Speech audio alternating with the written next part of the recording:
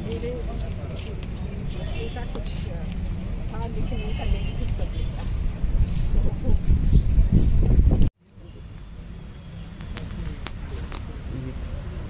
ये सामने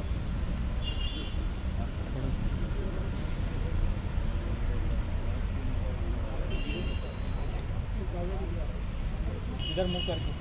हाँ बस ठीक है अभी।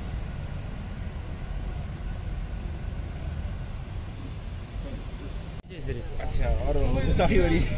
गुस्ताखी हो रही है सर। ये दूसरे लोगों को जाना चाहिए। हाँ सर उधर निकल लो, बाकी इधर खोल दो गेट, उधर निकाल लो प्लीज। इधर रश मत कीजिए। सब लोग आ ही रहे बाहर, आ जाइए आप लोग भी।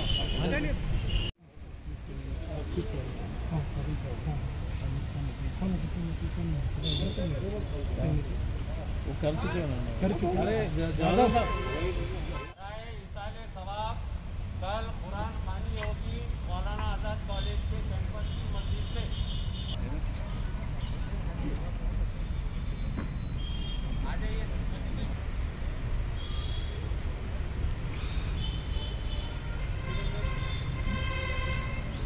से एक अहद का खात्मा हुआ है। वो अहद जो पिछले 60 से 65 साल से ज़्यादा औरंगाबाद में उसका फ़ायदा उठाया है। डॉक्टर रफ़ीक ज़करिया साहब और मैडम ज़करिया दोनों के जो एहसानात इस शहर पर है, इस इलाके पर है, इससे तो हर कोई वाकिफ़ है। 1960-61 से लेकर आज 2021 तक इतने जो हैं तो डिकेट्स ये हस्बैंड एंड वाइफ ने इस इलाके की खिदमत की है। डॉक्टर साहब के काम से तो सभी वाकिफ़ हैं, लेकिन डॉक्टर साहब के विसाल के बाद 2005 के बाद मैडम ने जो कमान संभाली और उन्होंने वो तमाम ख्वाहिशात जो डॉक्टर साहब की थी वो इस तालीमी इदारों को मजबूती देकर जो है वो पूरा किया। अपना वादा शौहर के साथ पूरा किया कि उन्होंने इस इदारे को दुनिया के नक्शे पर पहुंचा दिया।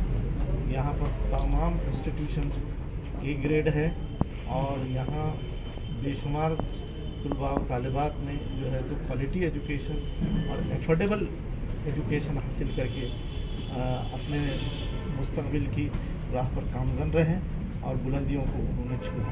मैं अल्लाह ताला से दुआ करता हूँ कि इस इदारे को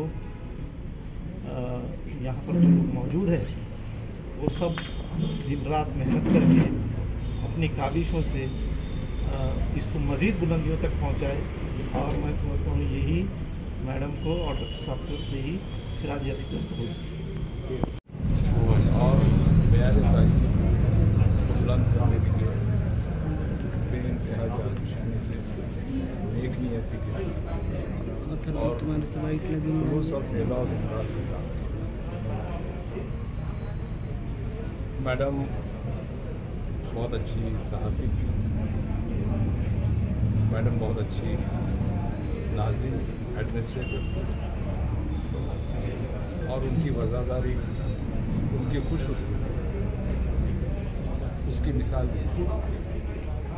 एक ऐसी नस्ल की नुमाइंदा जिनके लिए बेलौस खिदमत मिलत और कौम की तलबा और तालिबात के लिए मेयारी तालीम के अलावा मेयारी सहूलतें पहुँचाना और जो वाबस्तगी थी, जो कमिटमेंट था उनका तालीम के लिए, उस के लिए हुकूमत हिंद ने जब उन्हें पद्मश्री से वो करीना, वो सलीका, वो जो खुशूसलूबी है और लोगों के साथ जो मनासिब है बेलौस उन्होंने लोगों के लिए डॉक्टर साहब ने जिस तरह औरंगाबाद का माशी समाजी माशरती और सनती निज़ाम तब्दील करने में एक अहम उधर भी दोनों भी हाथ से इसी तरह मैडम का समाज के हर तबके से ताल्लुक़ था।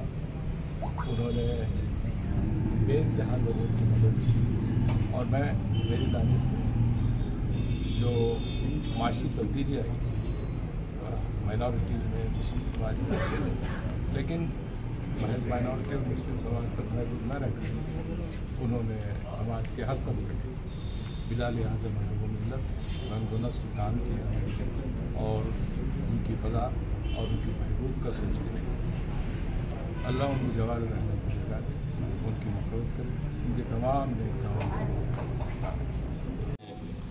जिले की तरफ से मैडम फातिमा ज़करिया मैडम के राज पेश कर ये कहा जा सकता है कि it's end of Zakaria, doctor Rafiq Zakaria हो, मैडम फातिमा ज़करिया हो, इन लोगों का जो कंट्रीब्यूशन रहा है और ख़ास तौर से एजुकेशन के फील्ड के ऊपर मैं समझता हूँ कि उनके मुकाबले में शायद ही कोई होगा जिन्होंने औरंगाबाद और मराठवाड़ा जैसे पिछड़े इलाके को चुना, यहाँ पर लोग बच्चों के अंदर तालीम फैलाने का जो काम किया, जो इदारे यहाँ पर शुरू किए गए और जिसके ज़रिए मैं समझता हूँ कि आज लाखों की तादाद में जो स्टूडेंट्स यहाँ से पास आउट होके गए हैं, ज़्यादातर ये वो स्टूडेंट्स थे जो शायद अगर मौलाना आज़ाद एजुकेशन ट्रस्ट के कॉलेजेस अगर नहीं होते तो मैं नहीं समझता हूँ कि वो तालीम हासिल कर पाते थे। आज अगर इतने सारे ख़ुसूसन गरीब तबके के बच्चों ने अगर तालीम हासिल की है तो उसकी वजह यही थी कि डॉक्टर रफ़ीक ज़करिया और मैडम फातिमा ज़करिया ने ये देखा कि औरंगाबाद कैसा पिछड़ा है और यहाँ पर भी तालीम की बहुत ज़्यादा ज़रूरत है। तो यहाँ पर जो इंस्टीट्यूट स्टार्ट किए गए थे उन्हीं की बदौलत आज हमारे बच्चे आज पूरी दुनिया के अंदर हमको देखने को मिलते हैं जो मौलाना आज़ाद एजुकेशन इंस्टीट्यूट से पास आउट हुए हैं।